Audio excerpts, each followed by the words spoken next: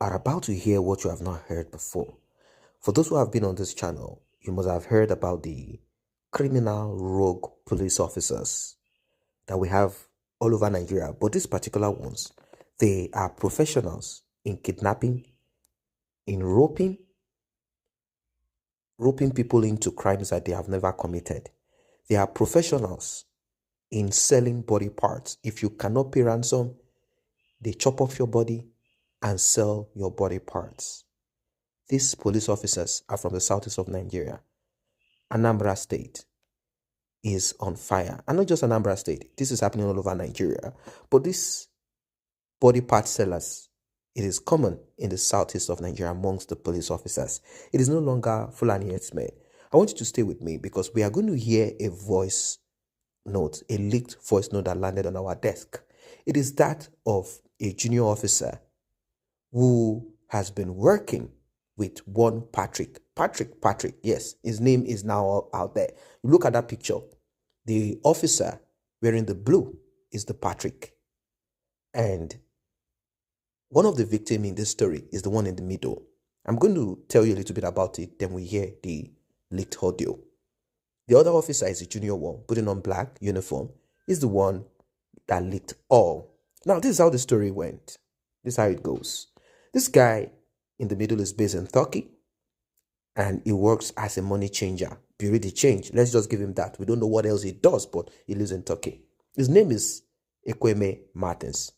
Now, as people often do during Xmas, festive season, or if something happens like burial, they will often return back. So this young man returned to Anambra for his mother's burial.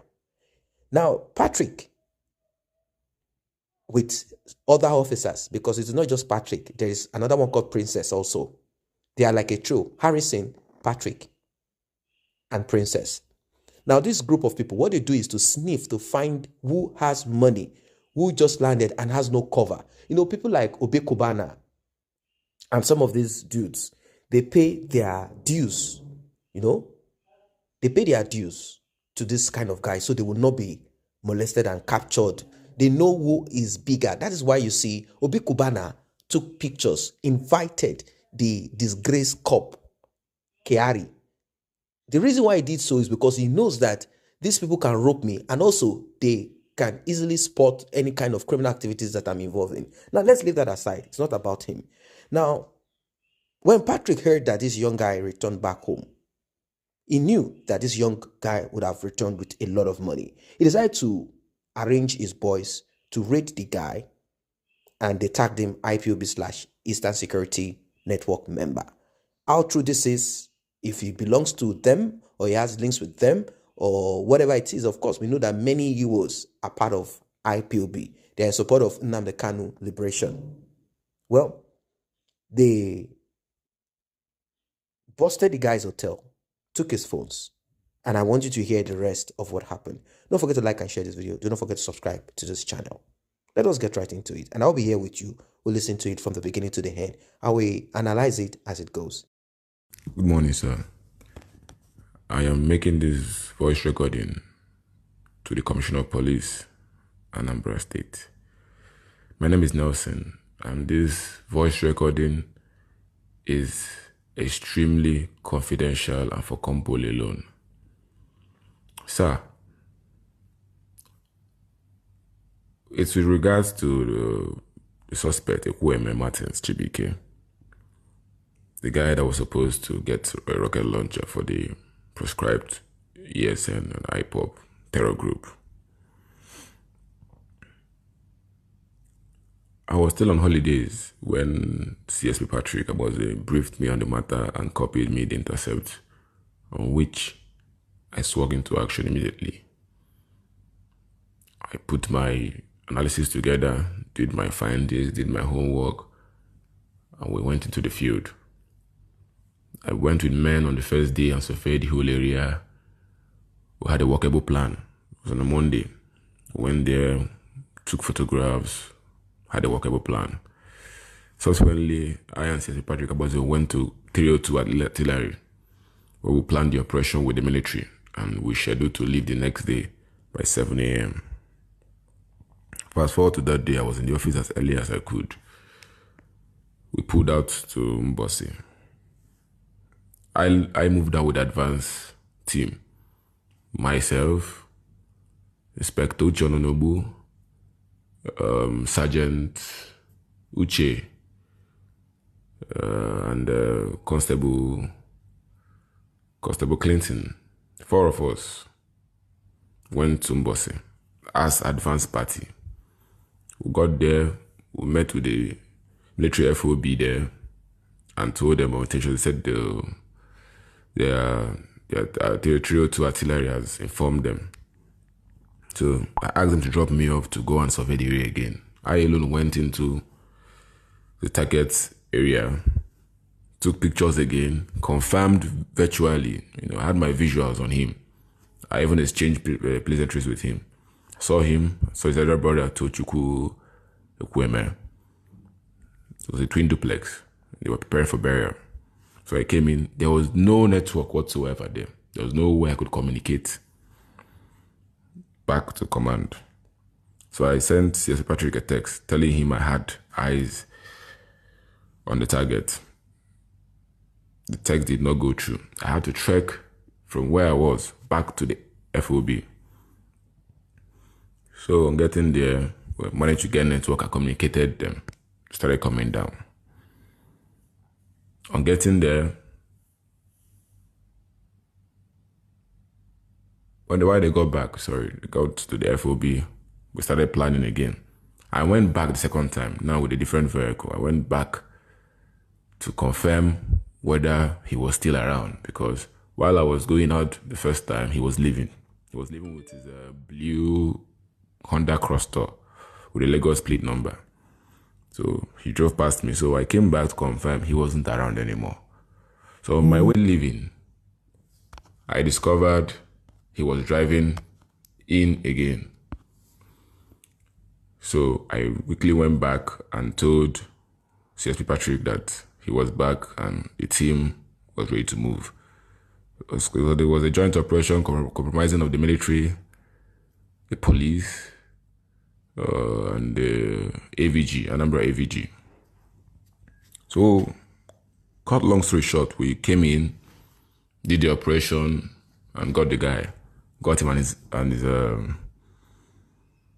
elder brother. Before then, the target was him, but along the line, I discovered his brother too had ties to ESM. He lives in Italy, while the target lived in Turkey, in Istanbul. So, we did the operation, arrested him, we pulled out. We moved straight to command headquarters, police command headquarters. If you remember Villa Day, I came in with CSP Patrick, he came in to brief you, I was there. So after the whole briefing, you were happy with the development, sir. And you gave me 60,000 naira for lunch. I don't even think you counted the money, but when I counted it was 60,000 naira. Okay, well, there and then, he briefed you on weapons recovered and I think ammunitions too, and the guy suspect and his phones. I asked us to commence investigation. Sir, there and there, CSP Patrick Aboze failed to brief you on the vehicles he recovered, the money, the cash that was recovered in the guy's house, his gold ornaments, and exotic wines that was scattered away from his house. None was reflected in that report. But it was not in my place to say anything to you, sir. So we left back to base. Getting back to base, he changed and started interviews and went about our interrogations. So at the end of the day, he called me to his office and said, I know this is a very delicate matter and he wants it to be handled professionally. I said he can count on me as usual. He said I should find out how much this guy has in his account and feed him back. I said, okay, sir. I got back to him and told him that this guy had about 44 million in his account. He said, okay, I should find a way and pull it out and give it to him cash. I said, sir? He said, yes, he has given me a directive. I said, okay, sir. Started making arrangements to get the money to him. So that arrest was made on a Wednesday, I think on the 11th or so. It was on a Wednesday, I can remember vividly. On Friday, I already had the money to him, cash. I already had currency given to him, cash. About $53,000. I gave it to him. He said, okay. Then he took the mobile phones with him. He has been having the mobile phones with him. So everything kept on going normally. We continued the investigation. We went out for other arrests. We went to Ozobolo to effect the arrest of one Patrick and a gun runner also. So everything kept moving normally till Thursday. On Thursday, that was last week Thursday, he called me and said I should meet him somewhere in Ukulu. It was almost past 11 p.m. I said, sir, is there an operation? Is there something you want me to do? He said, no, I should just meet him there. My spirit did not go well with that meeting because I happen to know who I work for and I know the kind of person he is. So when he said I should meet him, I had my reservations. So I did not go. I made up flimsy excuses on why I could not go. The next day, I was in the office. He saw me, he said, why didn't I come to meet him? I said, sir, it was late and all of that. He said, okay, that I should come and see him that evening, later at night. I said, okay, no problem. So later that Friday night, he started calling me again at a very awkward time, asking me to come and meet him. This time around, it wasn't in Ukulu anymore. It was around Upo. I told him I couldn't come. He now started shouting over the phone. I knew something was wrong. And at that junction, I had to go underground. Sir, you've been here with us for about 2 years now. I think this coming October make it 2 years you've been here with us. And you know how we function in that outfit. I already knew CSP Patrick Aboswe was looking for ways to cover his tracks. At that junction, I was so innocent, I did not know things have started going wrong for him. And he needed a scapegoat because I am the only link to all of this. So if he could take care of me, there will be nobody to talk, you know. So sir, I had to go underground. Knowing the capacity he has, I had to go underground. So I have remained underground even up to this moment because I know the very moment I show up, sir, it will be my SUD on your table. And I'm not mixing words, sir. The very moment I show up, my SUD will be on your table. Sir, I as much as I want to come out and tell the world, but I still don't want to die. I'm the only child of my parents and I don't want to die. But I am making this video because I'm making this audio rather because since yesterday he has been going around making arrests of innocent persons that he knows have no link to him.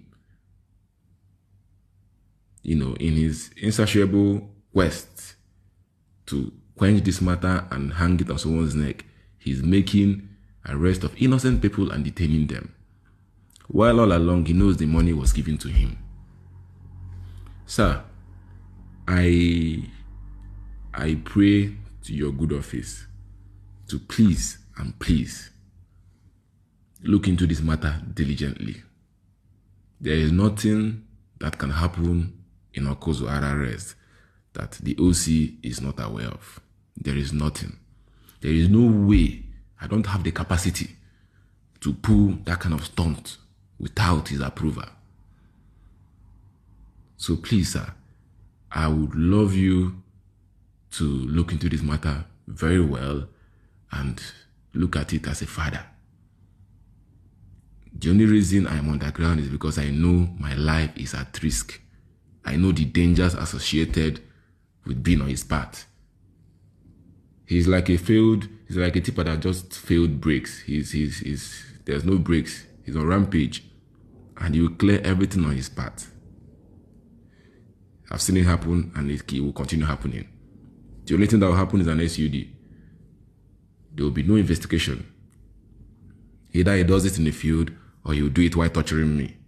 They will just tell you that I am dead. And the information died with me. But I'm telling you that money is with CS Patrick Abozue. So he should stop this charade of an investigation when he knows the truth. He should find a way to fix his mess without dragging innocent people into it. I was thinking this was going to end with me. I was willing, out of respect and loyalty. I was actually willing to take the fall and just ignore and have it all on my head. But I can't ignore. Well, now that you have heard all of this, is there any other evidence that you want to listen to? Is there anything that the police, we are talking about the Inspector General of Police here, they say they are not going to do anything because we found out that the officers that are into this have been lodged in Transcorp Hilton Hotel in Abuja. This is where they are cooling their feet. Why? Because whoever is going to investigate or interrogate them is also involved in this criminal activity. They pay their dues. They don't just commit crime and pocket it. There is someone at the top, like in Abuja, that they pay should there be any case that comes up against them. Wicked people.